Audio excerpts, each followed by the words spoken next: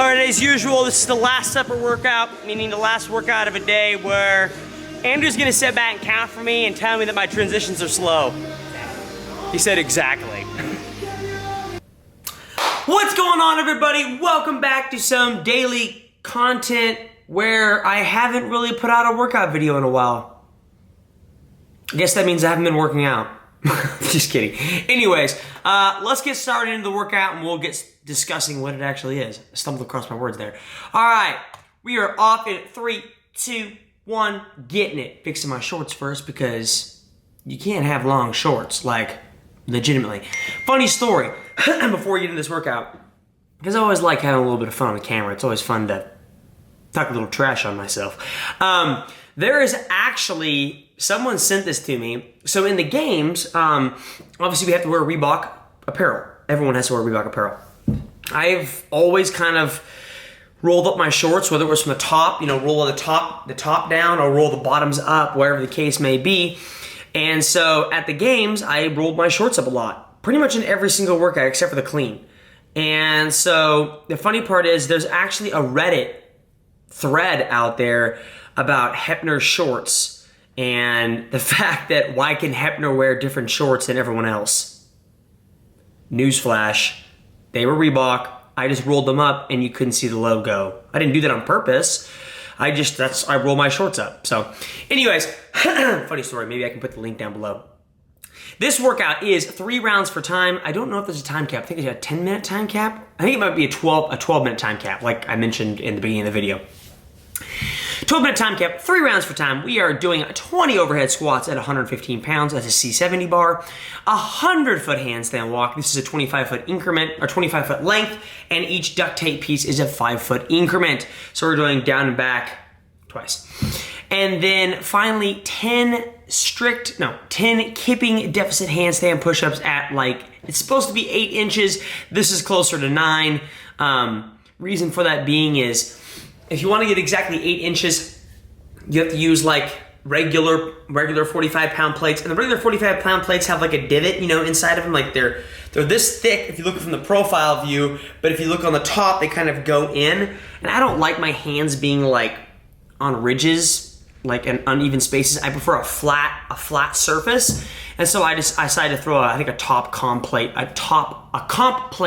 the top. And that's why it's almost at 9 inches.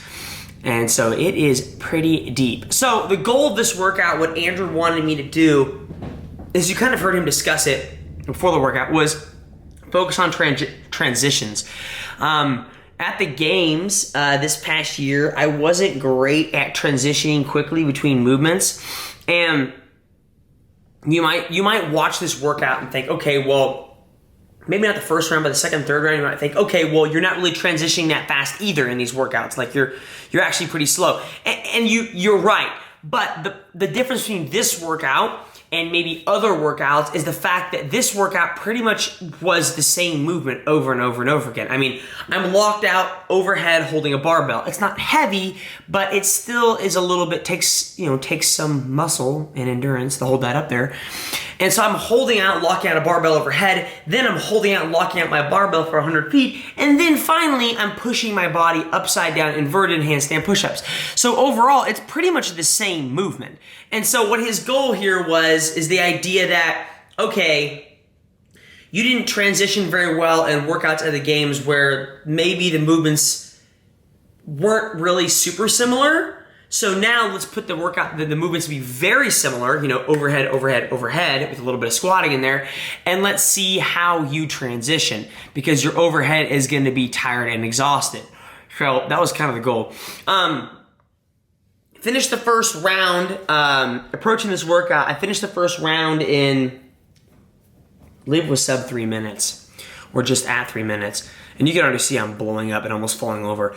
At 3 minutes. And thought, okay, well, maybe I can go 9 minutes in this workout. And that's probably not always going to be the case. Unless you save something in the tank, I knew that this handstand walk, I knew that my first round was probably going to be my fastest, and then my consecutive or subsequent rounds are probably going to be a little bit slower, which we'll actually see. And that's mostly because my rest between movements was going to increase. I mean, you just saw me lean against the box for a solid amount of time. So Andrew's actually on the outside of the screen, but he's on this side of the screen, actually taking notes on my rest. And at the end of the workout, we discussed like, okay, well, how much rest did you take between movements? I think on average it was like 15 to 20 seconds in the second and third round. In the first round, I didn't really rest that much, but the second and third round is where you start losing a lot of transition time because I'm, you know, fat and slow. I don't know.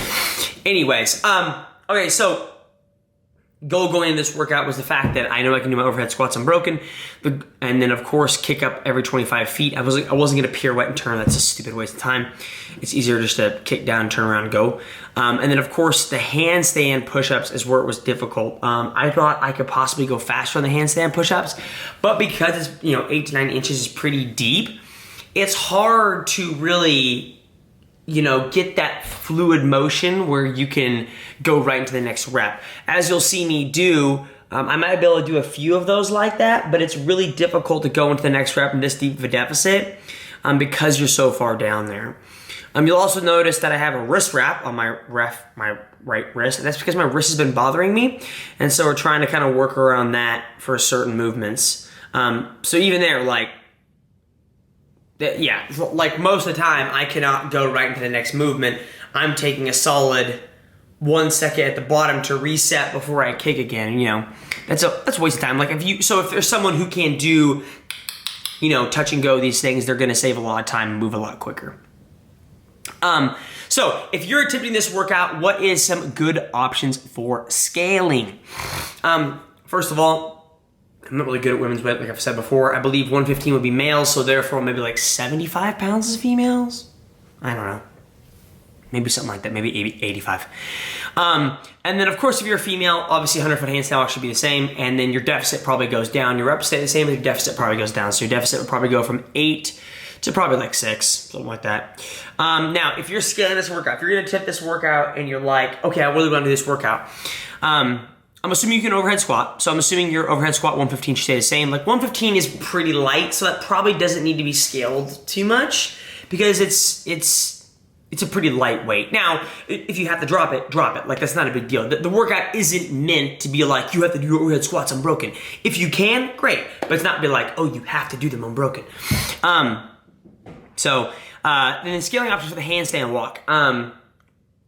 First of all, bear in mind that handstand walks will probably be in the open from here on out. So it'll probably be in the open, so you should start practicing them. Now, I'm not saying that you should learn to handstand walk at a Metcon like this. That's probably not gonna help. If you wanna really learn how to handstand walk, you really need to take the time out of class or take the time out of a Metcon and use it, or maybe warm up with it and treat it as a skill-based movement session, 10 minutes. Like, honestly, for me, from my perspective, 10 minutes is usually what I set aside to learn new skills in the past. So if I was like, oh, I'm terrible at handstand walking, I'm gonna set aside 10 minutes, and every minute on the minute, I'm just gonna see if I can walk 25 feet.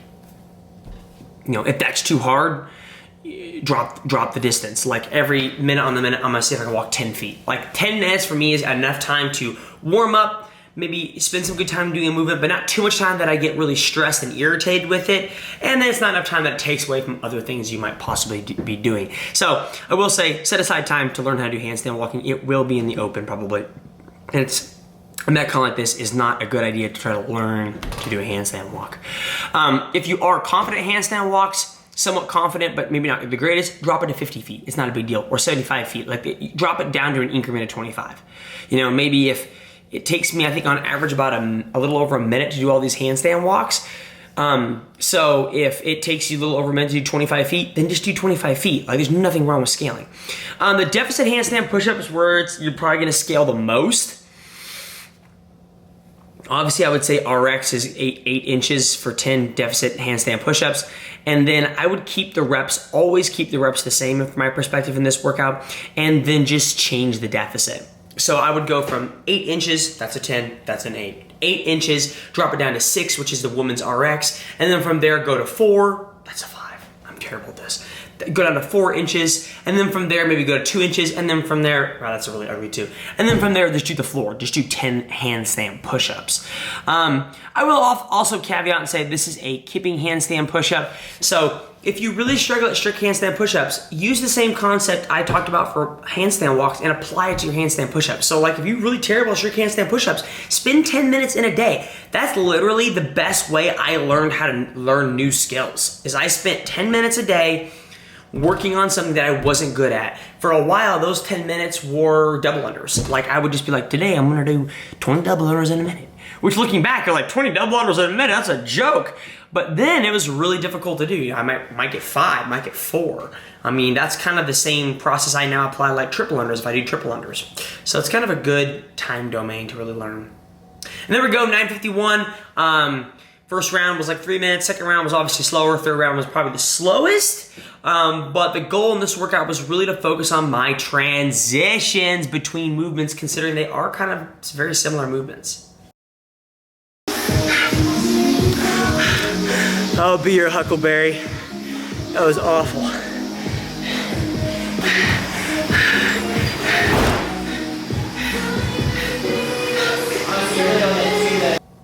Oh, anyways, guys, thanks for watching. If you want to watch a video similar to this, click right here. Other than that, have a great day, and we'll talk to you guys later. See ya!